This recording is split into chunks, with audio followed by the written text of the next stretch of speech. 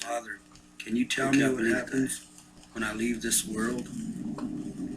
Sí, déjame la cosa o mi aplicación por sitio aquí pero la cosa o mi aplicación o hay una por sitio na como look at the tell you about the old Indian way and the journey to the spirit world.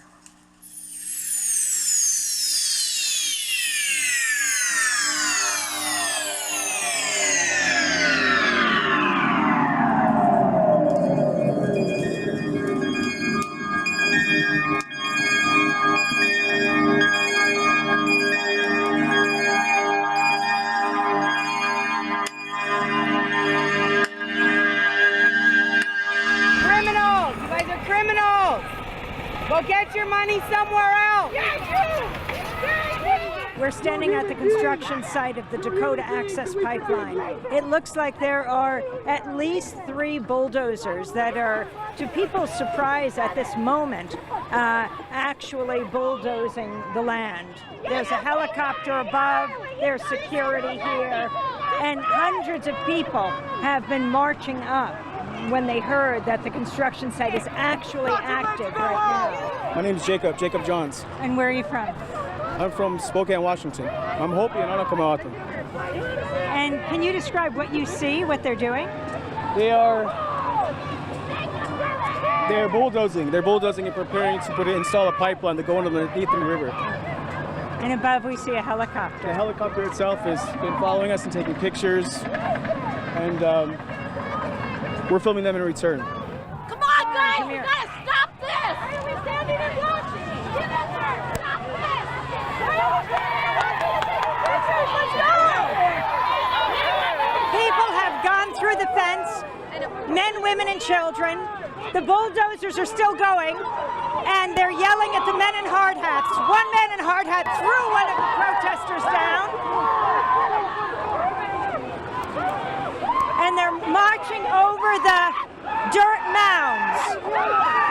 Some of the security have dogs.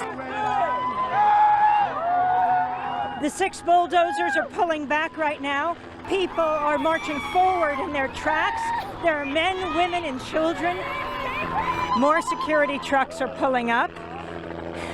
There are some protesters on horseback.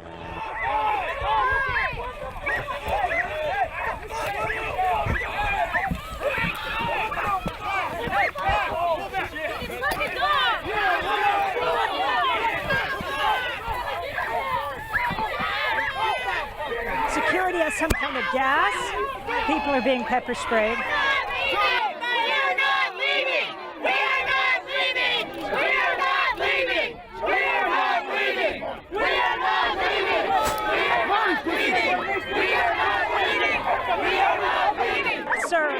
reporter from New York. What are you spraying people with? I haven't sprayed anything, man. But what is that? Yeah, he just makes me in the face right now. Amy Goodman, this guy makes me in the face. Can you show us the label? Look, it's all over my sunglasses. Just makes me in the face. A dog. Dog bit him right Throw the now. dog on me. These fuckers throw the dog on me. Look at this. Look at this. Well, let me say. Throw the dog on me. No, you did it on purpose, man. Over there with that dog. I was like walking, throw the dog on me straight, even without any warning, you know. Look at this. Look at this. The dog. Yeah, the dog did it, you know. Look at this. It's there. So clear. Ma'am, your dog just bit this protester. Your dog just bit that protester. Are you telling the dogs to bite the protester? The dog has blood in its nose and its mouth. And she's still standing here threatening. You can't put your blame on the dog. You're an evil woman. You can't put your blame on the fucking dog. That's mistreatment against your animal. You will live with that.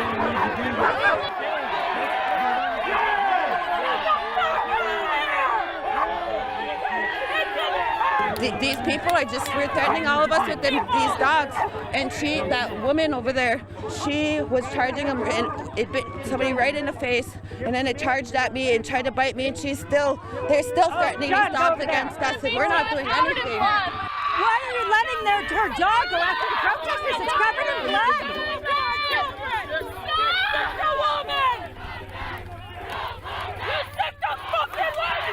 What the fuck is wrong with you? Get your fucking dogs out of here! Get your fucking dogs out of here! Get the fuck out of here! Right here! Ruin! Get the fuck out! Get out! Get the fuck out! We ain't scared of you! We ain't scared of you! What the fuck's your dog gonna do? Get the fuck out! Get the fuck out!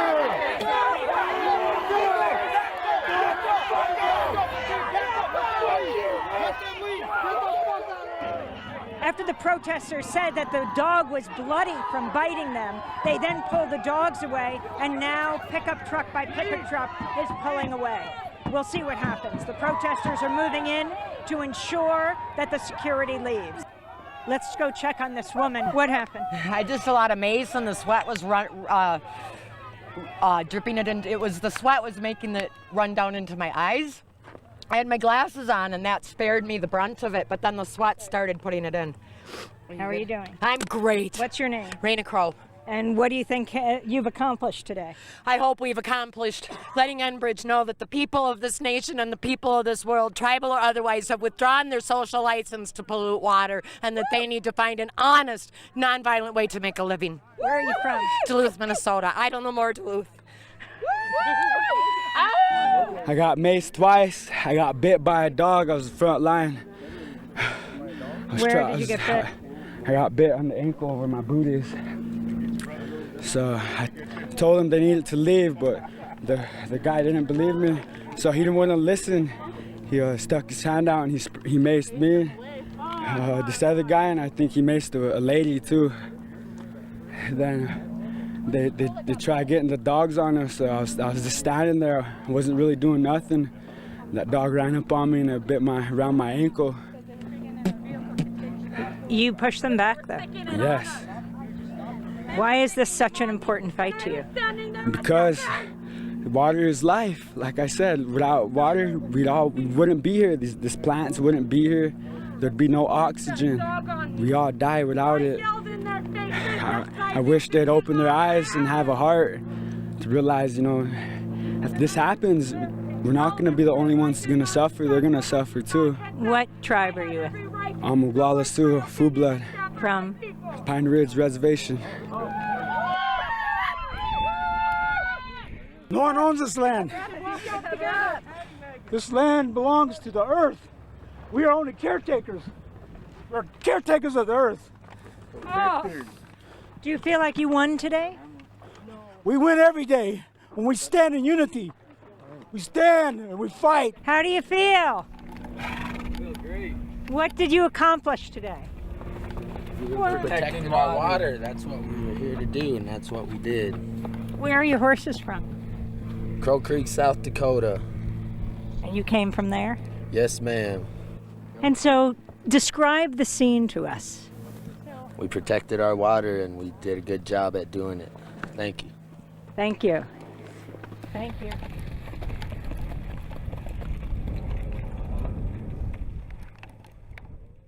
Then McCall asking, Abolish Father, can you tell me what happens when I leave this world?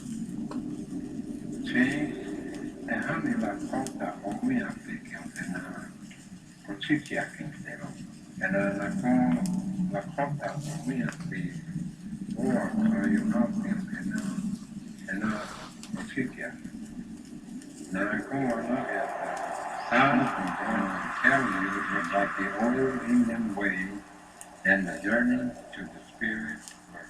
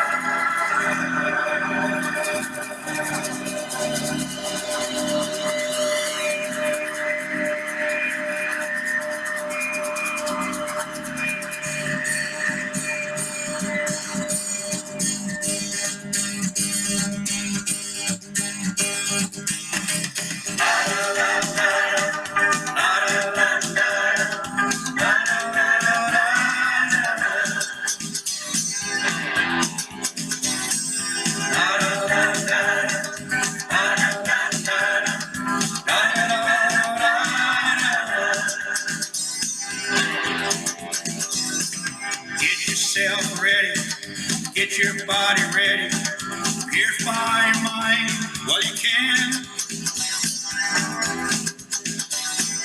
Go to the sweat lodge, pray with the peace pie, for the end is round the bend. For the days are coming and the nights are running, and soon you'll be leaving this land. And I'll wrap you in a buffalo robe and sing your death song. And he'll lay you on a bed of sage high above the ground. But a journey to the spirit world is a long one, my friend. But when you die, that doesn't mean that this is the end. Yes, the journey to the spirit world is a long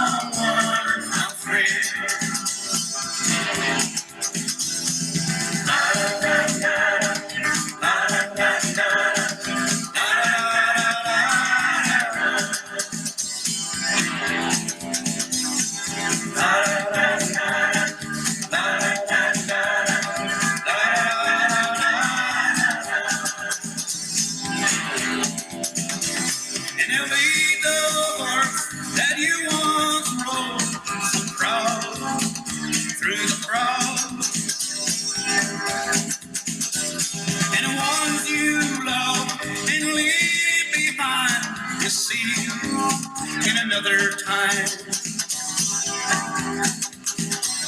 So get yourself ready, get your body ready, purify your mind while you can. Go to the sweat lodge, pray with the peace pot, for the end is round the bend. For the days are coming and the nights are running, and soon you'll be leaving this land. And they'll wrap you in a buffalo robe and sing your death song. And they'll lay you on a bed of sage high above the ground. The journey to the spirit world is a long one, friend. But when you die, that doesn't mean that this is the end. It's a journey to the spirit world. It's a long one, my friend.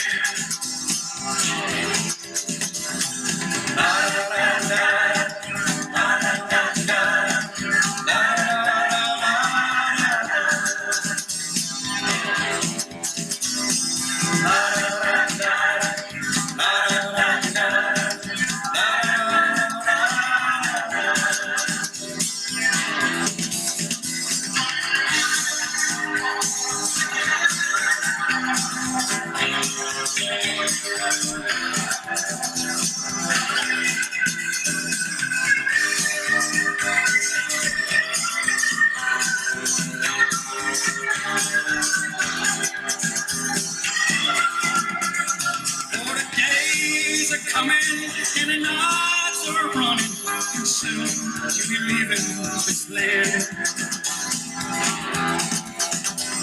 And they'll wrap you in a buffalo robe and sing your death song. And they'll lay you on a bed of sage high above the ground. What a journey to the spirit world is a long one, my friend.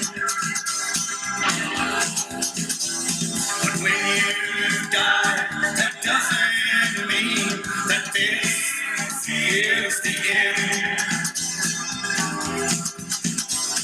It's a journey to the spirit world is a long one, my friend.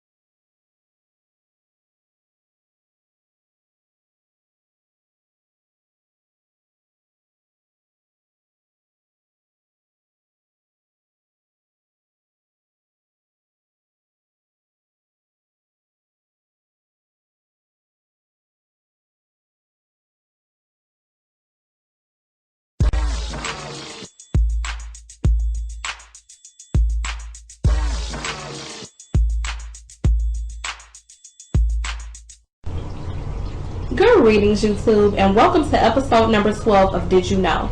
Did you know that the very first slave ship was called Jesus? Yeah, that's right. The very first slave ship was called Jesus, y'all. And when I heard that, I was like, are you kidding me? Because I never heard that information before.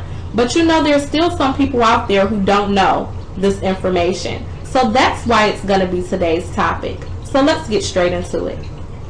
Okay, this is how it went down. One of the first British men who traded slaves was named Sir John Hawkins. He was a slave trader and a shipbuilder. Queen Elizabeth partnered with him by renting him a 700-ton ship called Jesus of Lubeck, also known as the Good Ship Jesus. Okay? He was the first to run the triangular trade, which is a term for making 3 stops and making a profit at all 3. Now, Sir John Hawkins traded slaves in the Caribbean. Now, who was the first person to have slaves in the United States? That was King James, of course. Oh yeah, King James. The same King James who translated and diligently revised the Bible? Yes, King James was the first person to have slaves in America. Are you all familiar with Jamestown, Virginia? Well, Jamestown, Virginia was named after King James, and that's where the first slaves arrived, in Jamestown, Virginia. King James was known by a couple of different names. He was known as King James I of England and Ireland, and he was also known as King James VI of Scots. And yes, he had slaves. Now, Queen Elizabeth funded the slave trade. She funded the slave trade when Sir John Hawkins traded his slaves, and she also funded the slave trade when King James owned his slaves. Okay, just a couple of quick things about King James. First, we bring you this new report of the actions against the Dakota Access Pipeline this past Saturday. Hundreds of people temporarily stopped work at multiple construction sites. One person reportedly delayed work for up to 6 hours by locking to an excavator. At least 14 people were arrested. Democracy Now! Team was on the ground. We began covering the action just after dawn from the main resistance camp in Cannonball, North Dakota. I'm Amy Goodman. This is Democracy Now! There was just a sunrise ceremony, and right now, after the ceremony, it was announced that 3 caravans would make their way, not clear to where, but to shut the pipeline down. If you have room, there's a lot of people here on the front gate who need rides.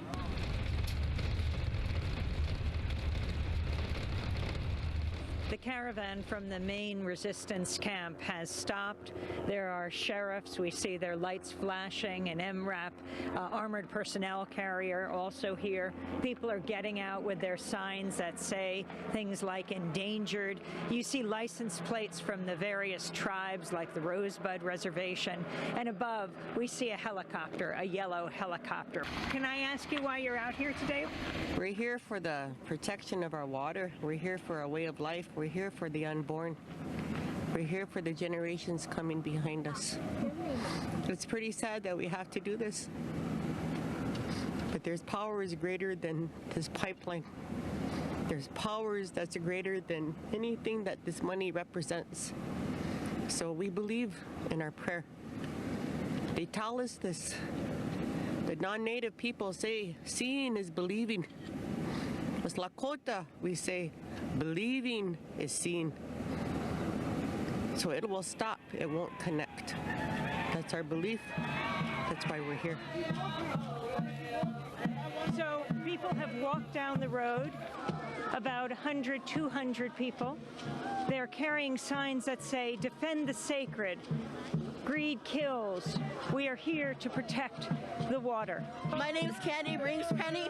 I'm Oglala Lakota Sioux, and I'm part of the Two-Spirit Nation. And can you tell us about the feather you're holding, the wing? This is a feather wing that was gifted to me from Sundance, and this is a medallion that represents the Two-Spirit Nation.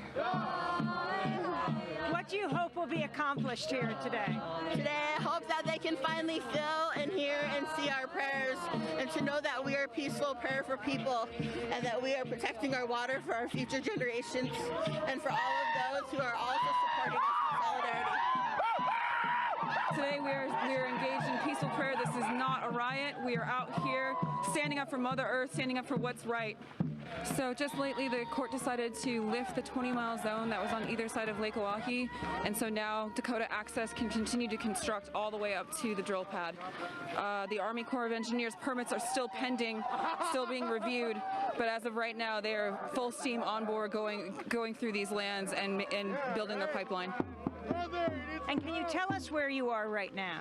We're just north of the pipeline route, and we're walking all together in peaceful prayer towards the actual pipeline because these are the lands that we have to protect. Now, it was just said that police are amassing behind you. You all have decided to keep walking forward. What are you willing to risk here? I think everyone here is willing to risk a lot. This is their children on the line. This is their children's children. And when your children are on the line, you're willing to risk just about anything. This is their futures. This is their drinking water. We're in a place where we're fracking the remaining water that we have left. It's madness. It's absolute madness. Can you talk about why you're out here today? I'm here to pray for the water and save this water for our future generations, and so they have clean water. They're healthy, and I'm just here to pray. What's your name and how old are you? My name's Kianda Hagen, and I'm 14 years old. And where are you from? Sistinwapton, Oyate. What's your name and where are you from and why are you here today? Irene, I'm from Ann Arbor, Michigan. I am here because, to be honest, I didn't know why I was coming. I felt the calling and I came, I showed up, and I'm finding more and more that it is about the bigger picture for all of humanity. I believe we're all interconnected, and it's about water, because I'm thinking about Flint. I'm coming from Michigan, I'm thinking about Flint, thinking about Detroit, Kalamazoo, and I'm thinking allies, front lines, poor people, working people are affected the most, but eventually it's going to affect all of us. So we need to come together. The tribes, hundreds of tribes, have connected their histories, connected around this one purpose, to save the water, to protect sacred sites, and to protect our future generations. And I just, as an ally and an outsider, but an ally, I'd like to support that. My name is David Montgomery. I'm from California. I'm Mono Chukchansi and Pitt River.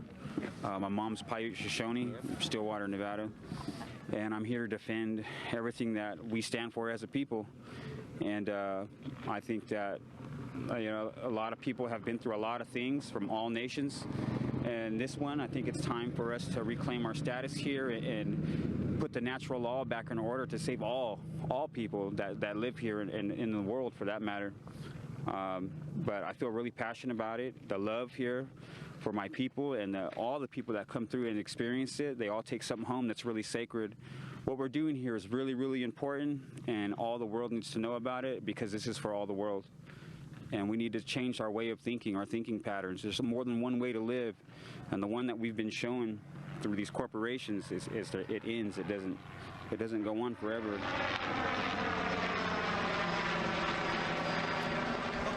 Some updates. We have a police blockade behind us, a few miles, 1 mile behind us.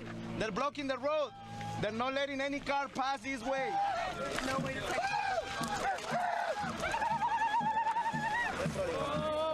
We're looking at a police blockade right now. They're blocking the roads, blocking these water defenders from going into a public road. Police liaison, escort these women to the front with 2 security. And we're gonna ask for permission to go through the line so we can all go and pray. This is what we're here for. We are here to pray for the land that has not been touched yet. Scores of police officers are here with batons, some with rifles. The police are in riot gear, helmets, shields. They're saying, walk no further or you will be arrested. You should be ashamed of yourself for your behavior today. You drink the water, as do the children, and your children will suffer. Energy Transfer Partners and Kelsey Warren, the CEO, needs to know that DAPL is endangering us all. We are an endangered species, as are you, and we stand here to protect you as well today. You should be ashamed of yourselves for showing up as we pray. With your batons out, trying to intimidate and harass us. But guess what? Our prayers are stronger than your weapons! I'm here for my grandchildren, for my grandchildren's grandchildren, for your grandchildren. Will you hit us with those wands? We are women. We are unarmed. We are here to pray for you.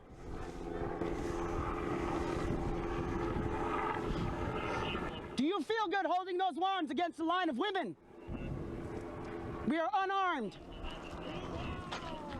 Go back home and tell your wives, your mothers, your grandmothers that you are prepared to hit women with batons for exercising our right to free speech, our right to freedom of religion, our right to protect our land.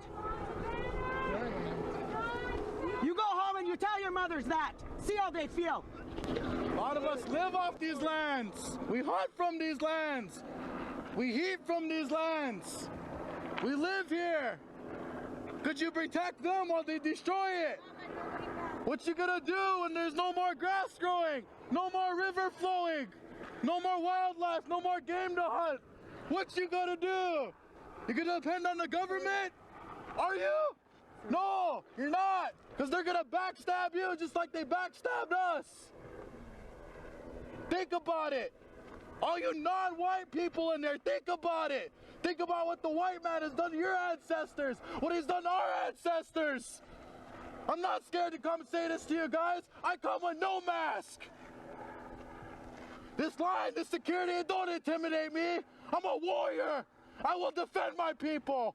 Woo! Woo! In my land, my home, Standing Rock.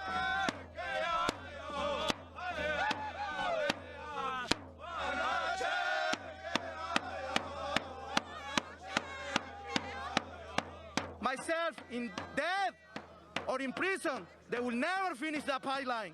Never!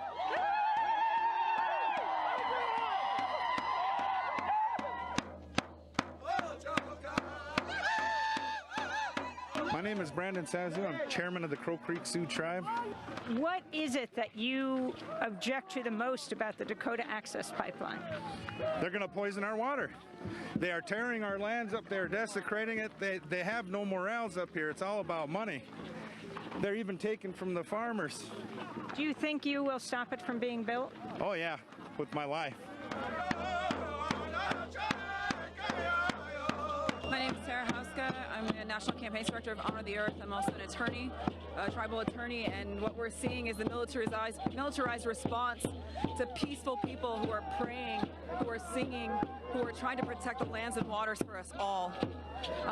You know, we've seen they're calling this peaceful prayer a riot. They're calling us the terrorists. They're the ones who are armed. These are unarmed men, women, and children who want nothing more than protect their own waters and protect it for all future generations. We pray for those who pray. We do. We pray for those who pray. We're praying for their children and their children's children. This response is so excessive to what we're doing here. Every person here is unarmed. And can you tell us about, has there been an action right beyond where they are, where the pipeline is being built? There is an action to actually stop construction. They went out early this morning. You know, there are folks that are actively preventing active construction in a safe and you know, non-violent way. You know, nothing that we're doing is violent. Yet they're sending out. We see overhead. There's helicopters, police helicopters, Dakota Access helicopters. You know, constant surveillance over people that want nothing more than protect the water and the land for us all. The Native American water and land protectors, hundreds who walked up to the site just beyond which we believe people have locked down at an excavation site for the pipeline, are now walking back. They said they came in peace and they are leaving in peace. One of the signs that they carried as they walked away, imagine the end of the pipeline. I'm Amy Goodman here in North Dakota.